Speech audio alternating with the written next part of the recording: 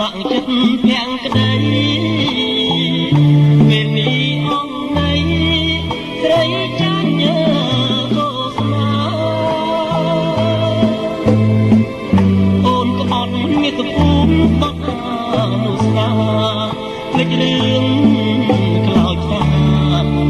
ប៉ុលពតលោកក្រិត